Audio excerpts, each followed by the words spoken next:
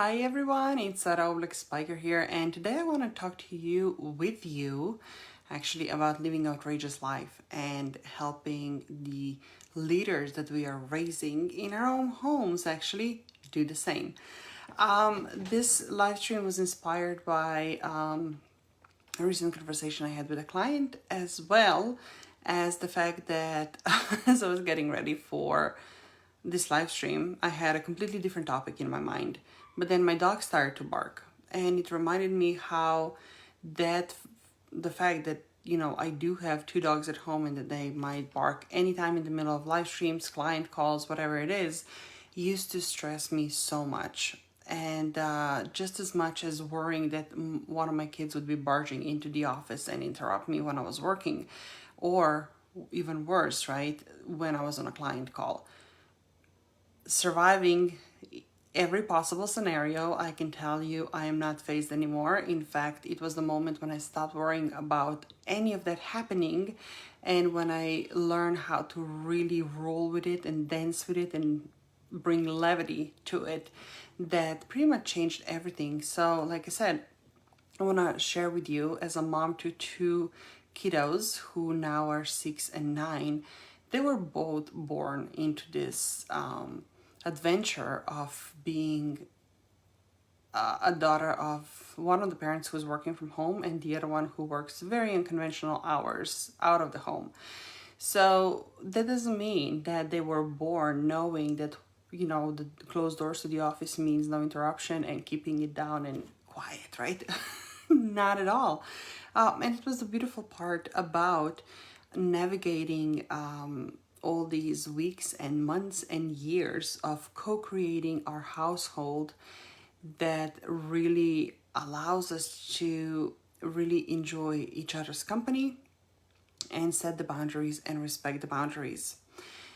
Like I said, I was on a call with a client not that long ago, and they felt completely overwhelmed with running their own business, taking care of their own kids, and moving so many other things to make sure that their home runs as smoothly as possible.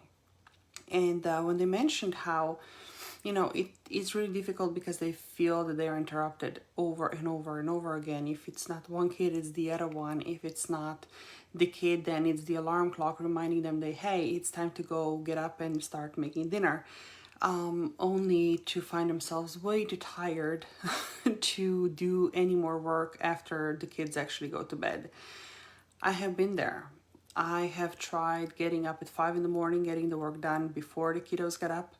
I have tried putting them to bed as early as possible in order to have at least a couple of hours left in the evening to get some work done.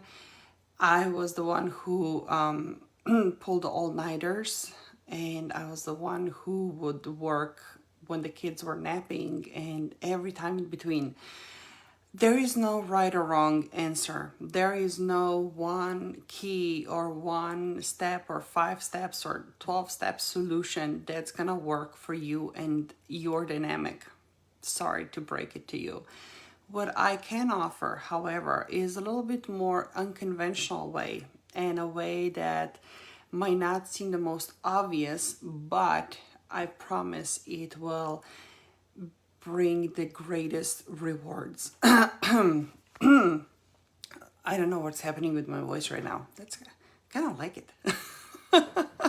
So here's the deal. When my kids started to go to kindergarten at around that age, I also stumbled upon somebody who was so intriguing and enchanting in expressing how her and her kids were creating the family dynamic, that I was like, wow, I really like this. See, I never really subscribed to the notion that as parents we are the absolute authority in the household, that the kids need to do something just because we said so. I don't subscribe to punishing the kids. I don't subscribe them to silencing them. In our household, the kids are equal part of the democracy. Of course, my husband and I have a veto. Of course, we're the ones who make the final decisions, but we take their choices, we take their ideas, their wants into a great consideration. And oftentimes, I would even find myself sometimes say, okay, I really don't want to do things, but it means a lot to the kids, so I will go and I will do it. Because at the end of the day, there is a fine line between, and I find this conversation always so intriguing. Personally, I do believe that as much as we want to teach our kids in setting their boundaries and being able to say no and being able to know what their preferences are and stand up for them, it's also important to teach them that sometimes when you cohabitate, when you co-create in a community, it's a flow, it's improvisation, it's a give and take, it's a dance, which means that yes, sometimes there are going to be examples where you will have to put your ego, your wants, your needs, your desires to the side and step into and help somebody else, or get out of your comfort zone so that somebody else can feel exalted. And that is especially challenging oftentimes with parents who, it's so easy for us to say, no, not right now. Can we wait until later, when we are devoted to our business? Because let's be honest, our businesses or work, for that matter, for the ones who are at work or working from home, without that work, there's no home, there's no food on the table, there's no roof over our heads, there's no warmth in the bedrooms. There is a reality. So naturally, it's easy to make it a priority, and it's easy to push everything else aside so that we can focus and really hunker down, so to speak, and do what needs to get done. That can also be a challenge when not only we're hunkering down to get over doing things that need to get done and we don't really want to, but they have to get done. The loss of perception of a time and getting completely lost in a flow, it's a good problem to have when you love what you're doing. And I can tell I lost the count. I actually stopped counting how many times I did it too, where I was so in such flow and so deep in creation mode and doing what I love doing on a business side that I didn't even notice that it's been 2 hours and 3 hours. And it was actually time to get up and step away. So one of the things that has really nurtured our relationships and allowing for this flexibility to happen without the nagging and interruption with kids just looking for attention was something that we implemented, like I said, when the kids were in kindergarten. And those were simple date nights. Really, really simple. What it looks like is in our kitchen, there's a huge dry erase sticker with a calendar template, and every month we update it, and we are keeping a record of every engagement that every one of us has that particular month. That way, everything's transparent and we can manage and coordinate around each other. On that calendar, there are also colorful dots, and with 2 kids, there's primarily 2 dots. So at the beginning of every month, the kids would take dry erase markers, and each one of them would choose 4 days when we would have a date night. Now, a date night, it can be as simple or as elaborate as you and your child want it to be. For us, it can be, if we have an opportunity, really one-on-one time, taking bicycles and going around the lake, having a picnic by the lake, or it can be something as simple as just snuggling in bed and reading a book, or sometimes just snuggling and not even talking, just enjoying each other's presence. There are moments, of course, when the date night comes and I'm like, I really don't feel like doing this. I'm exhausted, I'm tired, I'm having a headache or whatever. And I would communicate with the kids. I'd say, listen, I am so excited to have this experience with you right now.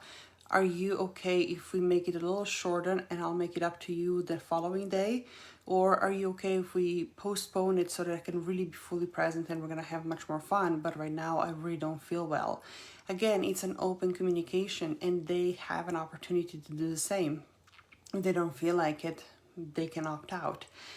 The whole purpose of those date nights is, especially for the past year and a half when we have been together 24/7, you might think that that's the last thing required, is even more togetherness. However, by having this one-on-one time, it allowed each of the kids to feel seen and heard and important, and having their space to express what they were feeling, what they were experiencing, whether it was something exciting or something that they were afraid or concerned over. What that did in a long run, like I said, one of the reasons why this is not always the most obvious thing when we're talking about managing a household and increasing productivity, but here's the thing. The reason why this increases the productivity is because of the 15 minutes or 20 minutes or 2 hours or however long your date with your kid was. They feel less needed to consistently interrupt you just to get the attention. Because we all know when you are in a zone or you're focusing on something, the moment you're interrupted, it's not like turning switch back on and off. You lose precious time in shifting your mind and shifting your attention, and recalling all those files, so to speak, back into, okay, where was I? What was I doing, right? So this is just one of the simple things and one of the most powerful things that we have created in our household. And like I said, as with every home, it's a fluid dynamic and nothing is written in stone. So even these things are very flexible. And there are times when we completely forget about it. There are times when the kids forget about it, and it's fine. It's okay. The bottom line is that I hope this inspires you or gets you into the zone of being creative with your own kids. What would be a fun thing that you can put in place that at the end of the day will bring you closer, will reignite and deepen the connection that you have? Because let's be honest, the connection, sometimes it can feel, the last thing we need to work on, but we only have a limited amount of years with those kiddos. And communication, open communication doesn't happen because we tell them that, hey, anytime you have a problem, you can come to me. It starts with showing that and cultivating that and nurturing that relationships many years before that moment of need actually arises. So, one of the reasons why I also wanted to share this with you is because looking around and knowing so many women, executive women over 40, who are so busy with your careers, successful careers. I know that your kids might be a little bit older, so there might be different things that you get to introduce in your family dynamics.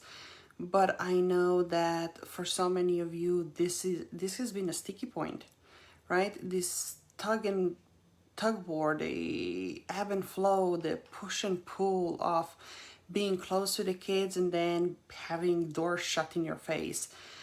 Feeling super amazing in the company of your family and then feeling super guilty for having to be at work, and the other way around. It almost feels like wherever it is that you are, whatever it is that you do, it is never enough. It is never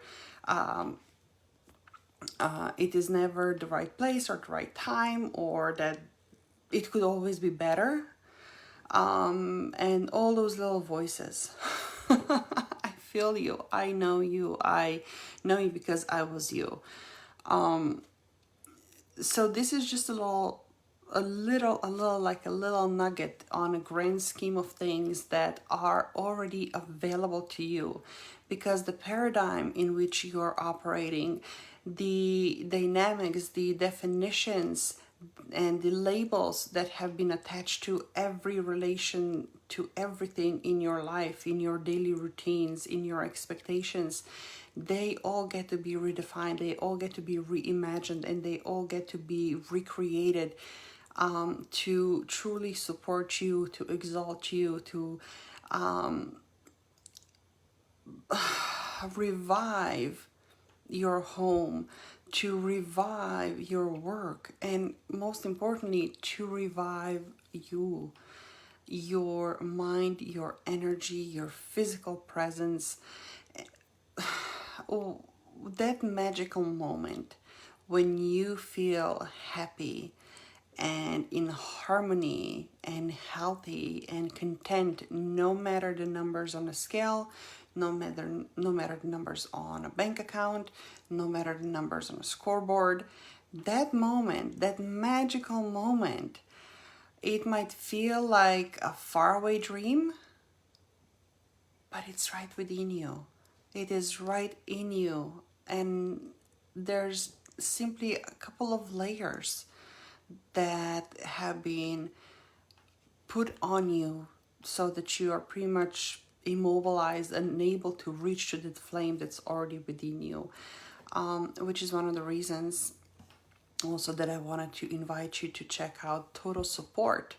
My soul sister, business partner, and dear friend Diane Sykes and I, we pulled our resources, we pulled our experiences, we pulled our knowledge, to create a Total Support through the company we co-founded, Elite Mystique Agency.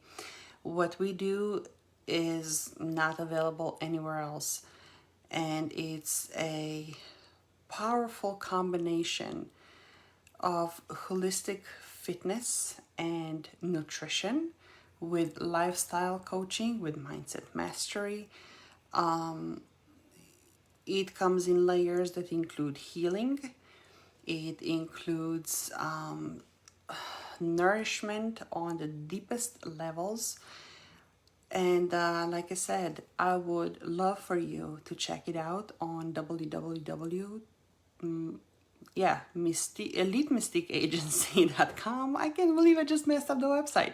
www.EliteMystiqueAgency.com/total-support. There we go. That's what happens when another sentence is forming in my mind and it's taking over the space here, but we got it. So on that page, what you're gonna find is you're gonna find more about what is available to you there, and parenting is just one of the things. Some other things that you might be yearning for, despite of all the success that you have already created and experienced. It might be a realization that, hey, you know what, at the end of the day, you just don't know how to live, and it's time to start on your terms. Maybe you're in a space where you seek more fulfillment and excitement in your work.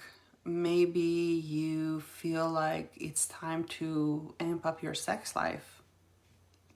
Maybe you just want more money and feel good about it. Maybe you want to feel that your life, your mission has a deeper meaning. It's much more purposeful and intentional. We will help you with that. Maybe you're in a space where you're done with this time frame of every day between 3 p.m. ish to 8 p.m. ish that is just a complete shit show, and you're like, yeah, I'm so over it, and you're ready to redesign it, to make it into the focal point, the time of the day that exalts you and excites you and you can't wait for it. Maybe by the time it's time for you to finally go to bed, you still can't do it because you still have a gazillion things on your task list, not to mention your email to respond to, and you just know that there's got to be a better way out there.